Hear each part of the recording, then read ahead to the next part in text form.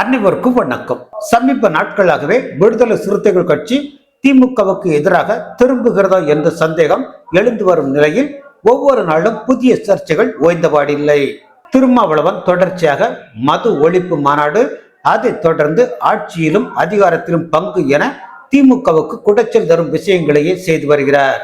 இப்படி இருக்க திருமாவளவன் சமீபத்தில் முதலமைச்சர் மு.க.ஸ்டாலினை சந்தித்து இந்த பிரச்சனைக்கு முற்றுப்புள்ளி வைத்து விட்டார். ஆனால் மீண்டும் விடுதலை சிறுத்தைகள் கட்சியில் இருந்து திமுகவுக்கு எதிரான குரல் ஒலித்துள்ளது. விடுதலை சிறுத்தைகள் கட்சி துணை பொதுச் செயலாளர் ஆதவ் அர்ஜுனா தனியார் தொலைக்காட்சியில் பங்கேற்ற நிகழ்ச்சியால் பல விவாதங்கள் ஏற்பட்டுள்ளது.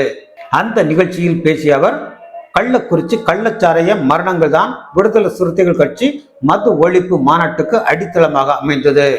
இது திமுகவுக்கு எதிரான செயல் கிடையாது.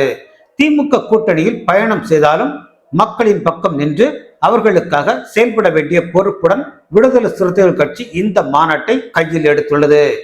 வட மாவட்டங்களில் விடுதலை சிறுத்தைகள் கட்சி இல்லாமல் திமுக வெல்ல முடியாது. இங்கு யாரும் பெரிய கட்சி கிடையாது.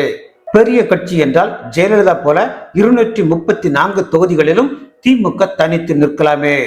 கூட்டணி கட்சிகள் இல்லாமல் திமுக ஜெயித்திருக்கவே முடியாது. நேற்று சினிமாவில் இருந்து அரசியலுக்குள் நுழைந்தவர்கள் இன்று முதல்வராகவும் துணை முதல்வராகவும் வரும்போது திருமாவளவன் எப்போது முதல்வர் ஆவது என விடுதலை சிறுத்தைகள் கட்சியினர் கேள்வி எழுப்புகின்றனர். இதில் தப்பு இல்லையே என தெரிவித்திருக்கிறார். ஆதவ் அர்ஜுனாவின் இந்த பேச்சு திமுகவினரை கொந்தளிக்க வைத்துள்ளது.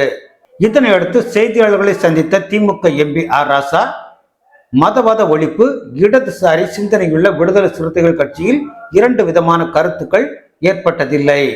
புதியதாக சேர்ந்துள்ள ஒருவர் புரிதல் இன்றி கூட்டணி அறத்துக்கு எதிராக கூறிய கருத்துக்கள் ஏற்புடையது அல்ல. திருமாவளவன் ஒப்புதலோடு அவர் பேசியிருக்க மாட்டார். பகுத்தறிவு, மத சார்பின்மை, அரசியல் சட்டத்தை கடைபிடிப்பவர் திருமாவளவன். இடதுசாரி சிந்தனையை தூண்டி தமிழ் மொழி, தமிழ் இலக்கியத்தை போற்றக்கூடியவர்.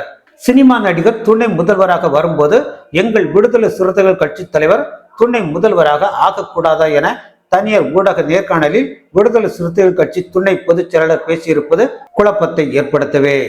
இதுபோன்று பாஜகவுடன் கூட்டணி வைத்துக் கொண்டு பேசிய ஆதவ் அர்ஜுனா மீது திருமாவளவன் கடுமையான நடவடிக்கை எடுப்பார் என்று நம்புகிறேன் என தெரிவித்துள்ளார். திமுகவின் பேச்சை கேட்டு ஆதவ் அர்ஜுனா மீது திருமாவளவன் நடவடிக்கை எடுப்பார் என்றெல்லாம் நான் நம்பவில்லை. காரணம், இங்கே யாருக்கும் வெட்கம் இல்லை. நன்றி.